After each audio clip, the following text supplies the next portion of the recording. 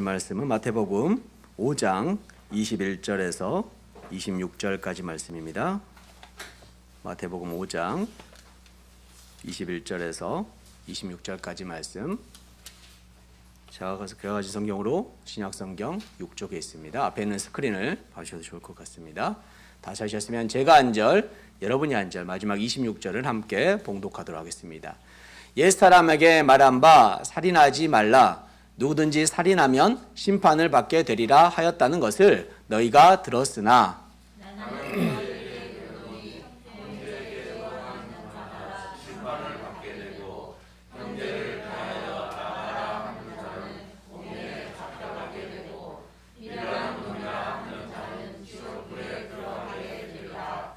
그러므로 예물을 제단에 드리려다가 거기서 내 형제에게 원망 들을 만한 일이 있는 것이 생각나거든 예물을 제단 앞에 두고 먼저 가서 형제와 화목하고 그 후에 와서 예물을 드리라. 너를 고발하는 자와 함께 길에 있을 때에 급히 사화하라. 그 고발하는 자가 너를 재판관에게 내어주고 재판관이 옥리에게 내어주어 옥에 가둘까 염려하라. 함께합니다. 진실로 내게 이르노니 내가 한 푼이라도 남김이 없이 다 갚기 전에는 결코 거기서 나오지 못하리라. 아멘. 주셔서 주님의 진리의 말씀만 선포할 수 있는 은혜되는 시간 되게 도와주옵소서. 감사하며 예수님 이름으로 기도드립니다. 아멘. 할렐루야. 산상수훈 13번째 시간 더 나은 의 첫 번째 화목하라 라는 말씀의 제목으로 함께 은혜 받는 시간 되시길 소망합니다. 지난 시간 바리새인보다 더 나은 의에 대해서 함께 나누었습니다. 사랑하는 성도 여러분, 한 주 동안 바리새인보다 더 나은 의를 행하셨습니까? 아멘인 줄로 믿습니다. 우리는 세상과 세상의 빛과 소금입니다. 그러기에 착한 행실로 소금의 짠맛과 어둠을 물리치는 빛의 그 모습으로 살아가야만 되는 것이죠. 우리는 이 착한 행실을 통하여 결국 하나님께 영광 올려드리게 될 것입니다. 나아가 우리의 착한 행실을 바라보는 사람들로 하여금 하나님께 영광 돌리게 하기 위함입니다. 이 착한 행실을 다른 말로 하면 의의 삶을 살아야 한다. 뭐라고요? 의의 삶을 살아야 한다라는 표현으로 할 수가 있습니다. 의의 삶은 순종하는 삶입니다. 우리를 자녀 삼아주시고 우리에게 하늘나라 시민권을 주셨기에 그 하나님께 순종하는 삶을 살아야 한다는 것입니다. 특별히 하나님의 말씀인 율법에 순종하는 삶을 말하고 있습니다. 성경에 이 율법을 행하는 데 있어서 으뜸인 사람이 있었습니다. 누구였습니까?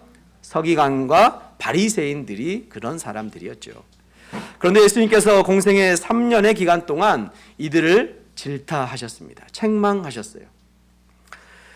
아니 착한 행실로 율법을 248가지 명령과 365가지의 금지 명령, 총 613가지의 율법을 확장해서 지키고 있는 그런 사람들이 왜 예수님으로부터 책망을 받아야 했습니까? 왜냐하면 이들이 외식하는 자들이었기 때문입니다.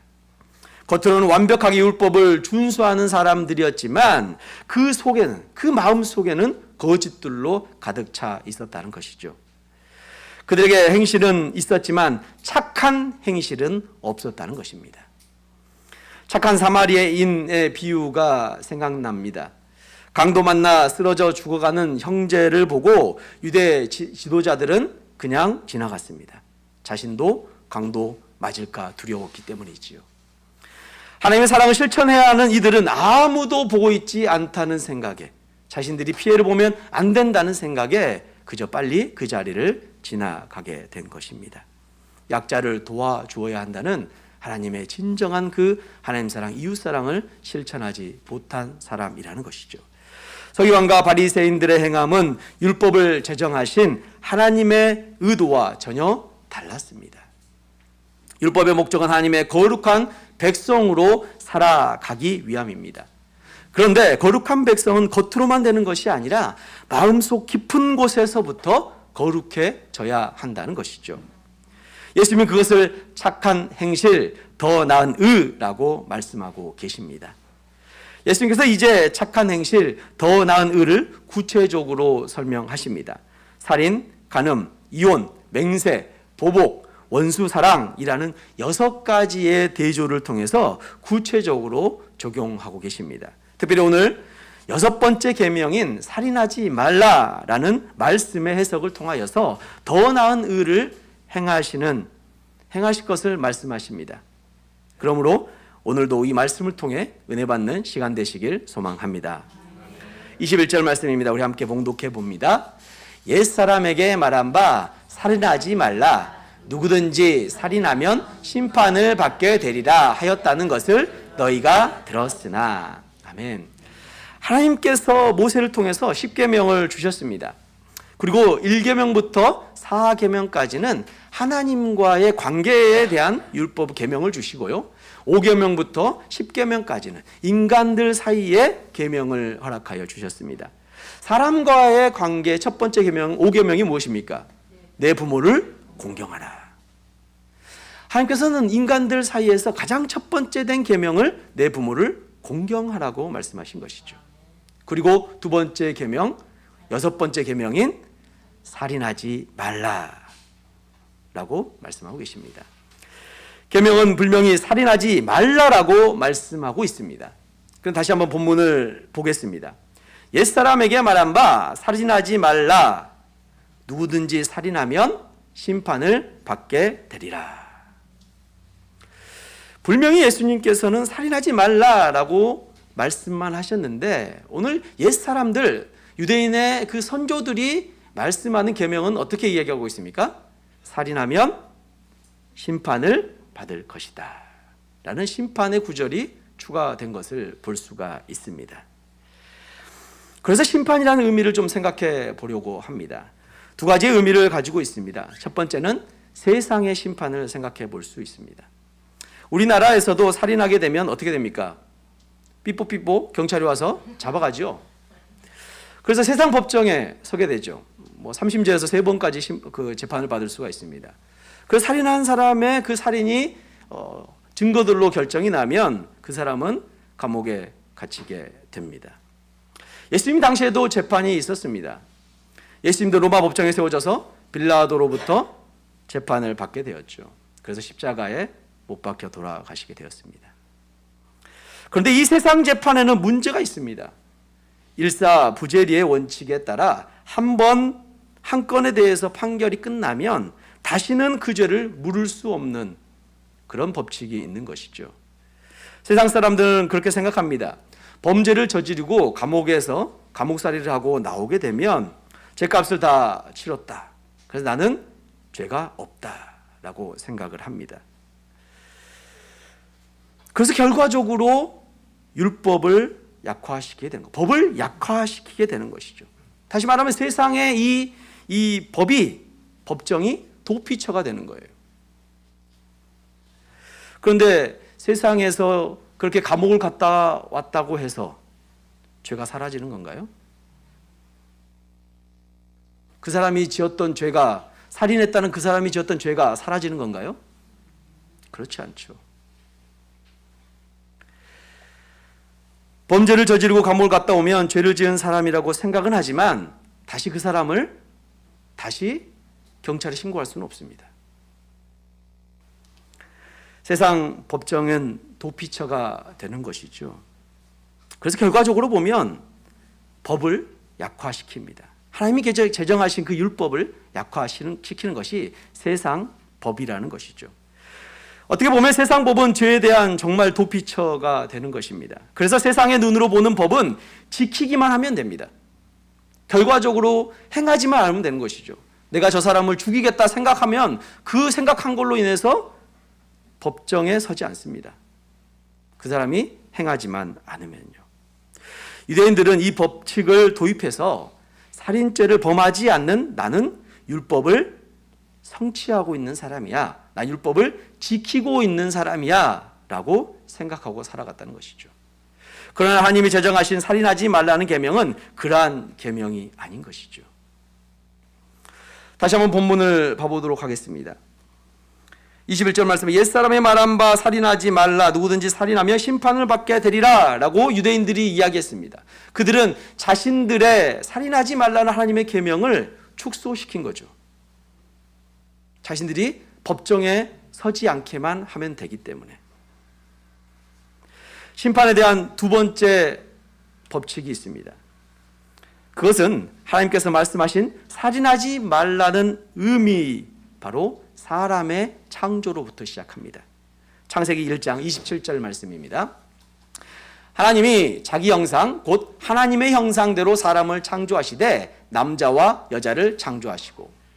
아멘이십니까? 우리 함께 봉독해 볼까요? 하나님이 자기 형상 곧 하나님의 형상대로 사람을 창조하시되 남자와 여자를 창조하시고. 아멘. 하나님께서는 남자와 여자만 창조하신 줄로 믿습니다. 제3의 성은 창조하지 않으셨습니다.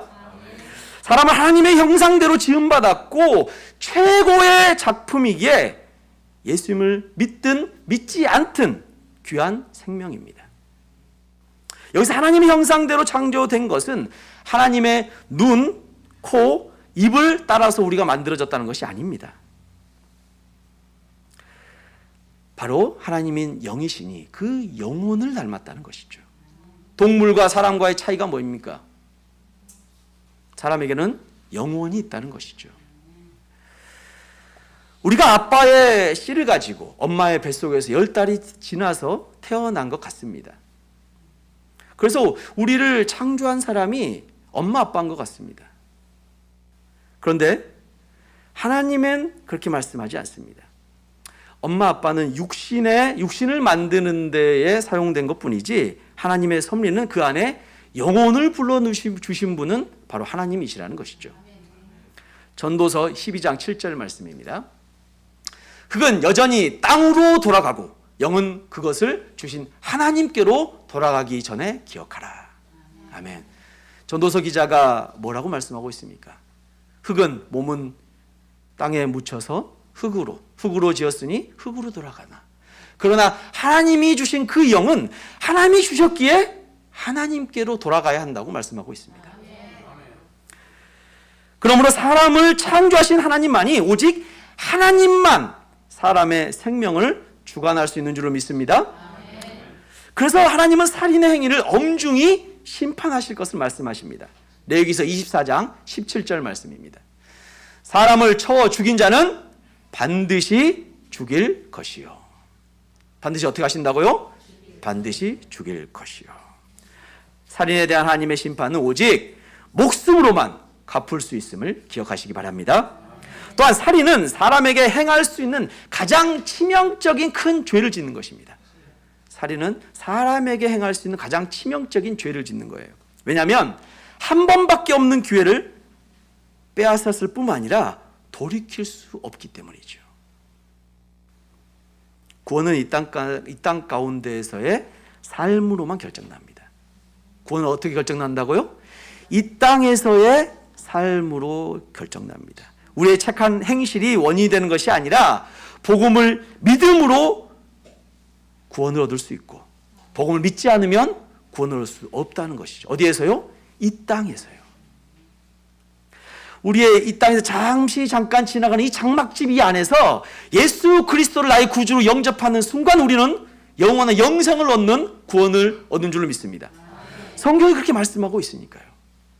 그런데 이 땅에서 잠깐 지나가는 이 땅에서의 삶 가운데 복음을 받아들이지 않으면, 예수님께서 나의 구주이시다는 것을 믿지 않으면 영원한 영벌, 지옥에 떨어지게 된다는 것입니다.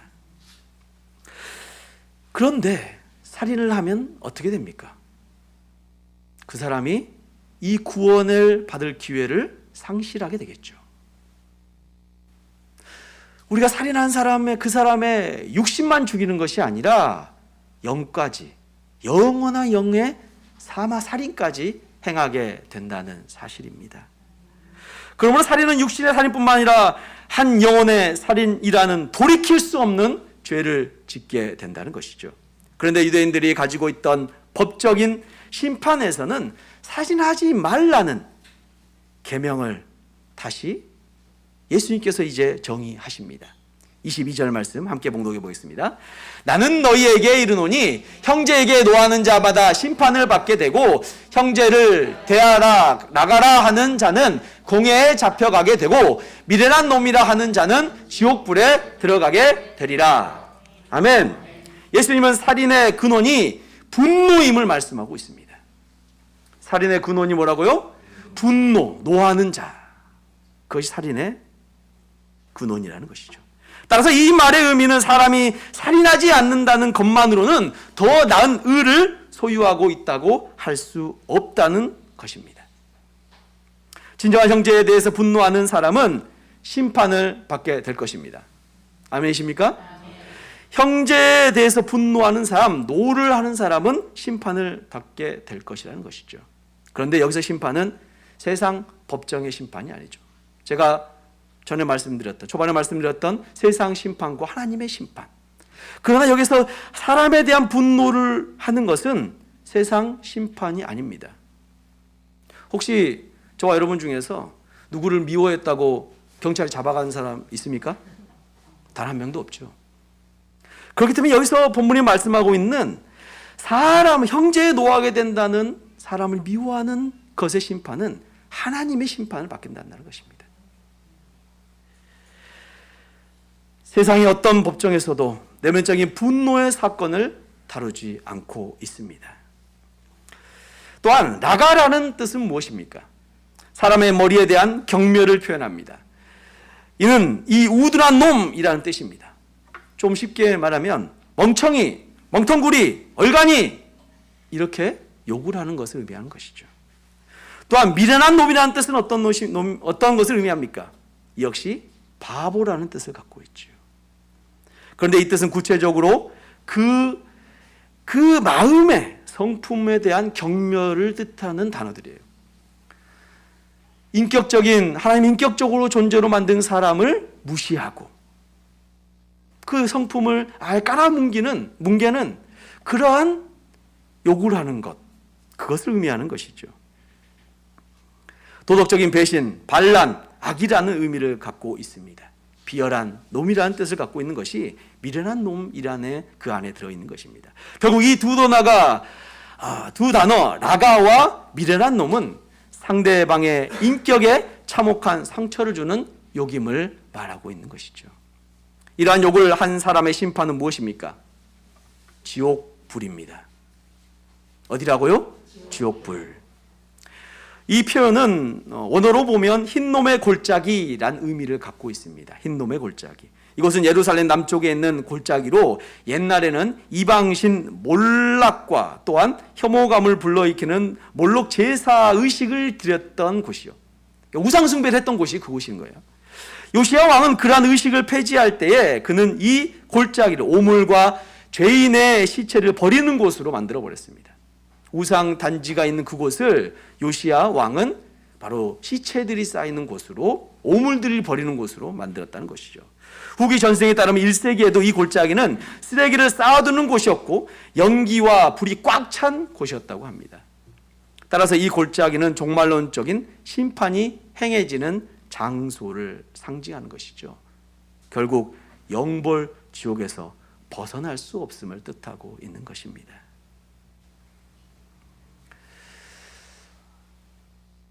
예수님께서 이렇게 영벌 지옥이라는 무서운 이야기를 하셨습니다. 그런데 갑자기 23절에 다른 말씀을 하십니다. 우리 함께 봉독해 볼까요?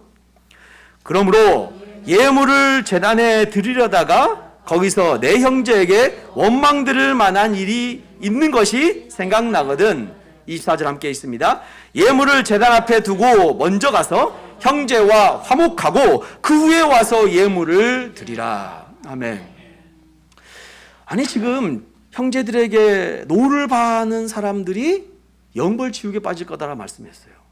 그런데 갑자기 예수님께서 그러므로 예물을 제단에 드리고 형제와 싸운 일이 생각나면, 형제에게 원망 들을 일이 생각나면 제사를, 예물을 드릴 것, 예배 드릴 걸 잠시 내려놓고 형제와 가서 화목한 후에 다시 예배를 드리라고 말씀하고 있는 것이죠. 왜 예수님께서 이런 말씀을 하신 걸까요? 왜 예수님께서 살인하지 말라라는 말씀 가운데 갑자기 형제와의 그런 싸움이 원망 드릴 것이 생각나면 예배하지 않고 가서 화목을 먼저 하라고 말씀하는 걸까요? 첫 번째는 우리 주님께서는 화목하지 않는 사람의, 그 사람의 분노가 가득한 그 사람의 제사는 받지 않으신다는 것입니다. 아무리 그가 많은 예물을 가지고 주님 앞에 나올지라도 주님께서는 그 예배를 받으시지 않으신다는 것입니다. 헛된 공수레가 된다는 것이죠. 22절에 말씀하고 있는 것은 친구를, 형제를 노하게 하는 자는 지옥불에 떨어진다고 말씀하고 있습니다. 그런데 예배에 앞서서 그 지옥불에 떨어지지 않는 방법이 있다는 것이죠. 그것은 그 사람과 화목하라는 것입니다. 화해를 먼저 하라고 이야기하고 있는 것이죠. 그랬을 때 다시 주님께서 예배를 받아 주시겠다고 말씀한 줄을 믿습니다. 다시 한번 21절부터 23절의 말씀을 종합해 보도록 하겠습니다. 21절에 살인하지 말라라고 계명을 말씀했습니다. 근데 그 계명에 예수님의 해석의 결과는 뭐냐면 화목하라는 것이죠. 살인하지 말라는 그 행동에서 벗어나서 진정으로 분노하지 말라는 것입니다. 다투지 말라는 것이죠. 좀 더 구체적으로 어떤 말씀일까요? 내가 누구에게 분노했습니다. 화를 나게 했습니다. 그 자체가 살인하는 행위와 똑같은 것이라고 말씀하고 있는 것이죠. 왜 예수님께서는 살인하지 말라는 이 말씀을 가지고 화목하라고 말씀하고 있는 것일까요? 그 안에는 율법의 핵심이 들어있습니다. 율법의 핵심이 무엇입니까? 하나님 사랑, 이웃 사랑이기 때문인 것이죠. 살인하지 말라라는 그 깊은 뜻은 이웃 사랑을 실천하라는 것이죠. 내 안에는 분노가 드러나지만 그 분노를 누를 수 있는 건 바로 하나님 사랑, 이웃 사랑밖에 없다는 것입니다. 그래서 예수님께서는 예배드리기에 앞서서 마음 가운데 화목하지 못한 마음이 있다면 그것을 먼저 화목하고 주님 앞에 나오라고 말씀한 줄로 믿습니다. 혹시 이 자리에 오늘 말씀을 듣는 가운데 화목하지 못한 사람이 생각나신다면 우리 예배 후에 그분에게 연락하시기 바랍니다. 그리스도의 사랑을 전하시기 바랍니다. 그 그리스도의 사랑을 화목하기 위해서 내어놓았을 때 그 모습을 상대방이 받지 않는다면 그것은 그 사람의 몫인 것입니다. 우리의 형제 자매와 화목하는 저와 여러분 되시길 소망합니다. 하나님께서 또 하나의 비유를 주십니다. 24절, 25절, 26절 말씀입니다. 함께 봉독합니다. 너를 고발하는 자와 함께 길에 있을 때에 급히 사화하라. 그 고발하는 자가 너를 재판관에게 내어주고 재판관이 옥리에게 내어주어 옥에 가둘까 염려하라. 진실로 내게 이르노니 내가 한 푼이라도 남김없이 다 갚기 전에는 결코 거기서 나오지 못하리라. 아멘. 지금 이 25절, 26절의 예화는 재판관에게 가고 있는 두 사람에 대한 비유가 나오는 것이죠. 한 사람은 피고인이고 한 사람은 고소인이겠죠. 근데 재판관에게 가는 이 고소인에게 어떻게 얘기하라고 합니까? 너를 고발하자 함께 길에 있을 때 급히 사화하라. 급히 사과하라. 급히 화목하라는 얘기죠. 고발의 내용이 있었겠죠. 그 고발의 내용을 가지고 재판 쪽으로 간다면, 재판관을 가고 있다면 그 재판이 이루어지기 전에 화목하라는 얘기입니다. 화목하지 않으면 어떤 결과가 초래되게 됩니까? 26절에 내가 한 푼이라도 남김없이 그 재판에서 모든 것을 다 내어놓아야지만이 너는 다시 구원받을 수 있다고 이야기하는 것이죠. 결과적으로 25절, 26절 말씀은 즉시 행하라라고 말씀하고 있는 것입니다. 무엇을 즉시 행하라고 말씀하십니까? 화목함을 즉시 행하라는 것이죠. 형제 자매의 그런 아픔들을 노하게 했다는 그것들이 생각난다면 그것을 내일 해야지 미루는 것이 아니라 지금 즉시 그 사람을 찾아가서 화목하라고 말씀하고 있는 줄 믿습니다. 언제나 우리 마음 가운데 성령님이 감동을 주시면, 화목해야 한다는 감동을 주시면 즉시 행하는 저와 여러분 되시길 소망합니다. 말씀을 마치고자 합니다. 살인하지 말라는 계명은 하나님의 법입니다. 결국 이 법은 너와 형제와의 관계는 어떠하냐? 내 마음속에 있는 것들은 어떠하냐? 너는 이것들에 수행하지 못했다고 말씀하고 계신 것입니다. 주님이 이 문제를 즉시 해결할 것을 말씀하고 있습니다. 사랑하는 성도 여러분, 우리가 왜 이렇게 화목해야 될까요? 그런데 왜 우리는 이렇게 화목을 즉시 행해야 되고 주님 앞에 예배하기 전에 그 생각이 나면 그것부터 먼저 해결해야 되는 걸까요? 왜냐하면 예수님께서 먼저 우리와 화목하셨기 때문입니다. 예수님께서 먼저 우리와 화목하시기 위해 2000년 전에 이 땅에 오셨습니다. 그것도 낮고 낮은 인간의 몸으로 오셨습니다. 공생의 3년을 사시고 십자가에 돌아가시는 그 순간을 위해서 33년을 사람의 장막집 안에서 사셨다는 것이죠. 예수님께서는 우리와 하나님의 무너졌던 그 죄로 인하여서 무너졌던 그 관계를 회복하기 위해서 이 땅 가운데 오셨습니다. 십자가에 죽기 위해 이 땅 가운데 오신 것입니다. 우리와 죽을 수밖에 없는 우리와 하나님의 관계를 다시 회복시키시기 위해 이 땅 가운데 오신 것입니다. 예수님이 어떤 보답을 가지고 오셨습니까? 화목한데 어떤 이유를 가지고 오셨습니까? 그저 한량없는 사랑으로 그 넘치는 죽음까지 다 주기 위한 그 사랑을 실천하기 위해서 이 땅 가운데 오신 줄로 믿습니다. 그러면 그 사랑을 받은 저와 여러분 어떠해야 합니까? 저와 여러분 어떻게 살아가야 됩니까? 예수님이 행하신 그 사랑을 100% 따라갈 수는 없지만 그 뒤를 한 발자국 따라가야 되지 않을까요? 예수께서 우리에게 먼저 모든 것을 주셔서 화목하신 것처럼 우리 또한 예수님을 따르길 소망합니다. 살인하지 않는 행동보다 더 나은 의인, 형제와 화목함으로 더 나은 의를 행하는 저와 여러분 되시길 소망합니다.